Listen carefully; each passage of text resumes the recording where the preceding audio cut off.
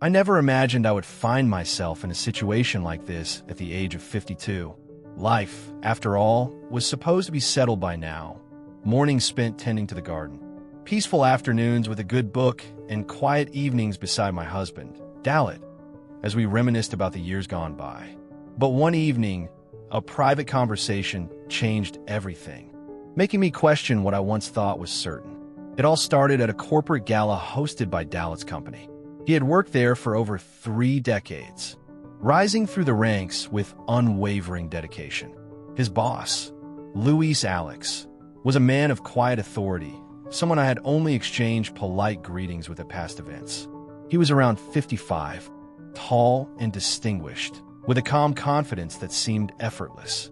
The gala was held at a luxurious hotel in downtown Chicago, with glittering chandeliers casting a warm glow over elegantly dressed guests.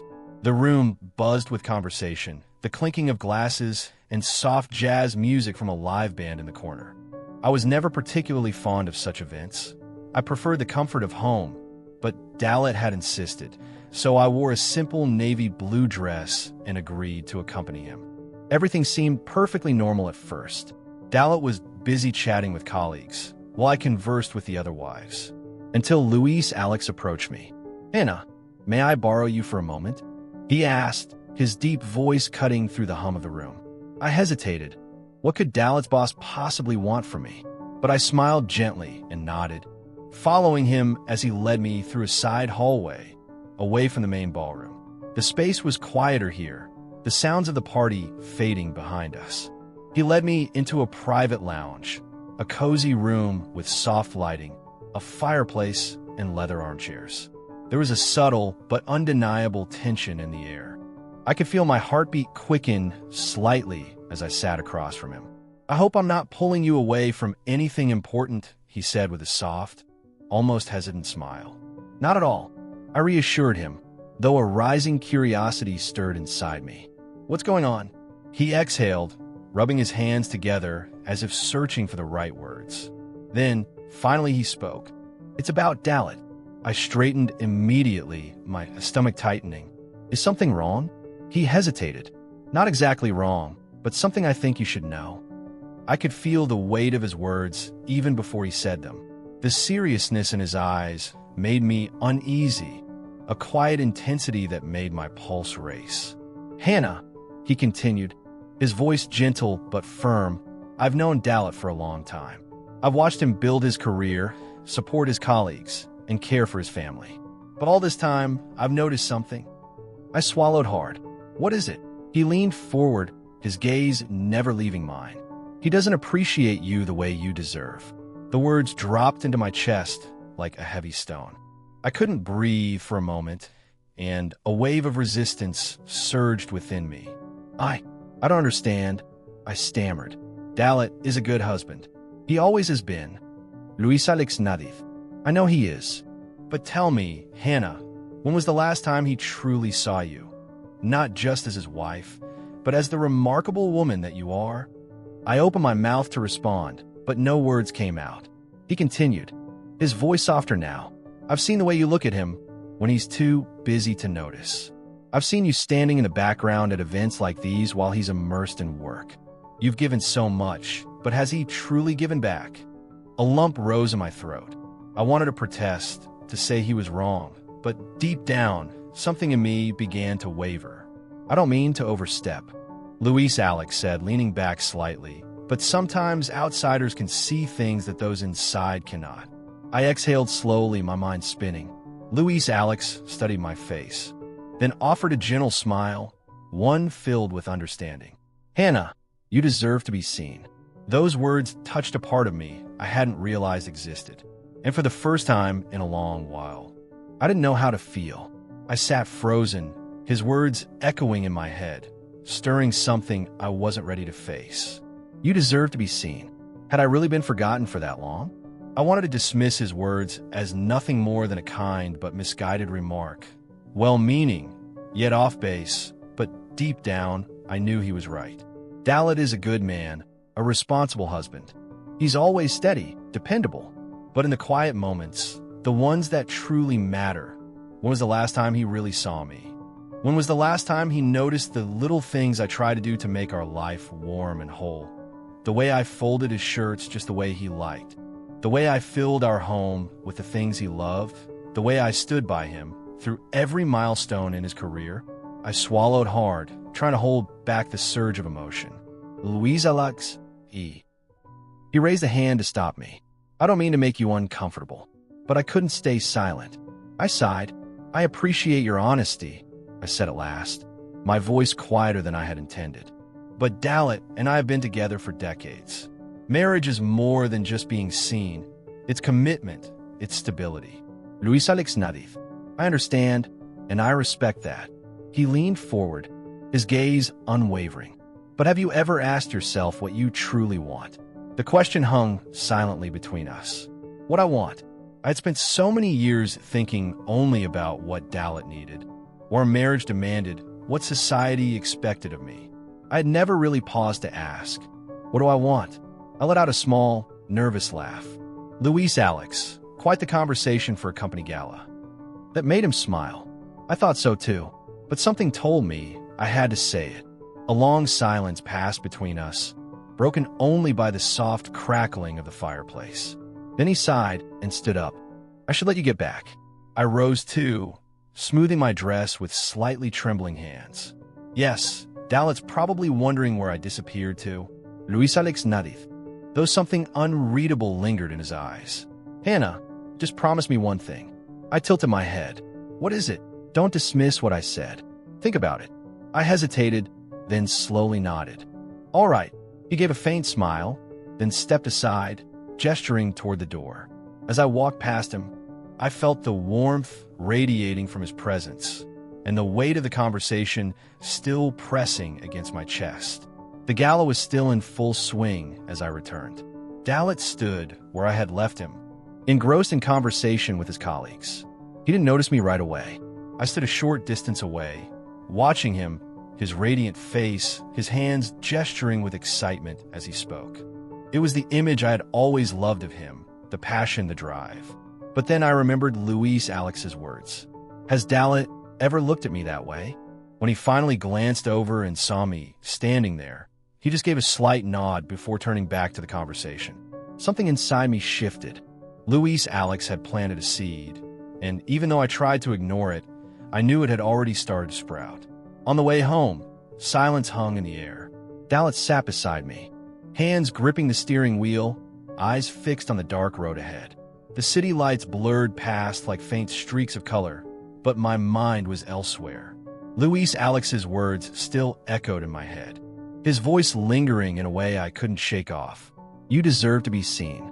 I glanced at Dalit. He looked tired. The faint crease between his brows hinted at tension. We've been married for nearly 40 years, and in that time, I've memorized every detail of his face, the sharp lines of his jaw, the way his eyes crinkle when he smiles, the tight press of his lips when he's focused. But when was the last time he really looked at me? He cleared his throat, breaking the silence. Did you have a good time tonight? The question caught me off guard. He always asked that after every event, every gathering, every dinner party, more out of habit than genuine curiosity. I hesitated before answering. It was interesting. He nodded absently. Good. And just like that, the conversation ended. I turned to look out the window, watching the city fade behind us as we headed toward the quiet suburbs. When we got home, Dalit did what he always did. Took off his coat, placed the keys on the kitchen counter, and retreated to his study to check the last emails of the day. I stood in the kitchen for a long moment, staring at the empty space where he had just been. I wasn't angry at him. Not exactly. Dalit had always been like that, dedicated to his work, steady in his routines. He had given me a good life, a safe life. But Luis Alex's words had stirred something in me, something I couldn't push down anymore. I walked into the bedroom and caught my reflection in the mirror. 52. The reddish-brown hair I once had now threaded with gray. Fine lines traced my face, marks left by the years gone by. But the eyes, those hadn't changed. And in them, I saw something I hadn't acknowledged in a long time. Loneliness. I had always thought it was just a part of growing older, the quiet, the fading into the background, the drifting into routine. But now, for the first time, I started to wonder. The next morning, when Dalit left for work, he kissed me lightly on the cheek and said, "I'll be home late tonight. Big meeting with a client." I nodded, offering a soft smile. "Okay, drive safe." And then he was gone. I stood in the doorway for a long moment before turning back inside. Usually, I'd spend the day doing housework, grocery shopping, or tending to the garden. But today, something felt unsettled. Before I could stop myself, I reached for the phone and dialed a name I never thought I would. Luis Alex picked up on the second ring. "Hannah." His voice carried a hint of surprise. I took a deep breath. "Would you be free for a cup of coffee?" There was a pause. Then he replied gently, "Of course." An hour later, I found myself sitting across from him at a quiet lakeside cafe. The air was filled with the scent of roasted coffee and freshly baked pastries. Outside, autumn leaves spun in the breeze. Luis Alex looked at me thoughtfully. "I wasn't sure you'd call." I stirred my coffee, watching the cream swirl into the dark liquid. "Neither was I." He nodded, waiting. I exhaled slowly. "I've been thinking about what you said." His expression remained unchanged, making me hesitate, but then I looked him straight in the eye. "You were right." Something flickered in his eyes, something I couldn't name. "Hannah, I'm not saying I regret my life," I said gently. "Dalit and I built something solid, something real. But somewhere along the way, I think I forgot what it felt like to want something just for myself." Luis Alex leaned forward. "And now?" I swallowed hard. "Now I don't know." A silence settled over us, broken only by the distant hum of conversations around. Finally, Luis Alex spoke, his voice low and calm. "I just want you to be happy." I looked at him, really looked at him. Here was a man with no reason to involve himself in my life, no reason to say such things, except for one. He had seen something in me that I hadn't yet seen in myself. And then, suddenly, I realized I had a choice to make. I sat there, looking at Luis Alex across the small cafe table, my hands wrapped around a still warm ceramic cup. "I just want you to be happy." His words hung in the air, heavy yet light, like a truth I had avoided for far too long. For years, I had told myself that contentment was enough, that security, stability, and loyalty were the cornerstones of a good life. And in many ways, they were. But Luis Alex had awakened something else in me. Something I didn't know I'd been missing, a yearning to feel. I took a deep breath, the weight of my thoughts pressing against my chest. "Luis Alex, I don't know what to do with all of this." His gaze softened. "Hannah, you don't have to do anything. Just think about what makes you happy. When was the last time you did something just for yourself?" I opened my mouth to answer, then paused. When was the last time? I had spent decades making sure Dalit was supported, that his career, his goals, his world were intact. I had created a life of order, a string of routines. But what about me? I took a sip of coffee, the bold bitterness grounding me to the moment. "I don't know who I am if I'm not a wife," I blurted out, surprising even myself. Luis Alex gave a soft smile, one full of understanding. "Then maybe it's time to find out." I chuckled nervously. "That sounds terrifying." "Maybe," he replied, "but also exciting. Don't you think?" I didn't answer. I couldn't because deep down, I knew he was right. We sat in silence for a long time, the world continuing around us, cars passing, laughter echoing, the wind rustling golden autumn leaves. Life doesn't pause for reflection, but perhaps for the first time I needed to. Finally, I set the cup down and looked into his eyes. "I don't know what the future holds, Luis Alex, but I know I need to start living again." A soft smile formed at the corner of his lips. "That's what I wanted you to realize." That evening, when Dalit came home, I was already sitting at the kitchen table waiting for him. He barely looked at me as he set down his briefcase and loosened his tie. "Long day. I'm exhausted," he mumbled. I watched him for a moment. The man I had built a life with, the man I had loved for decades. But as he moved around the house, I felt a distance between us, a chasm I had never noticed growing through the years. I took a deep breath. "Dalit, can we talk for a moment?" He paused, finally looking at me. "What's going on?" I swallowed hard. About us. His brow furrowed. Us. I hesitated, then let the words spill out. Words I had carried since the night before. I feel invisible, Dalit. He blinked. What? I feel like I've spent my whole life being the wife behind you. The one who keeps everything steady.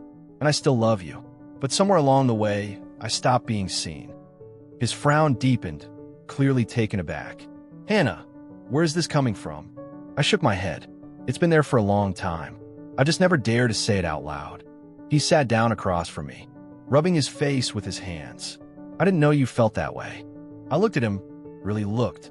Did you ever ask yourself? He stayed silent, and in that moment, I realized something painful. Dalit wasn't a bad husband. He hadn't intentionally ignored or neglected me. He, like me, had assumed marriage meant routine, that comfort was enough, that we didn't need to check in with each other like we used to when we were young and in love. But that wasn't living. That wasn't love anymore. At least not right now. What are you saying? He finally asked, his voice cautious. I took a deep breath. I need to start living for myself again. His face went pale. Are you leaving me? I hesitated, then shook my head. I don't know what the future holds, Dalit. But I do know. I can't keep living like this. And if we want to keep this marriage, something has to change. He looked at me for a long time. And for the first time in years, I saw something flicker in his eyes. Maybe it was realization. Maybe we still had a chance to rebuild. Maybe not. But for the first time in decades, I was ready to find out.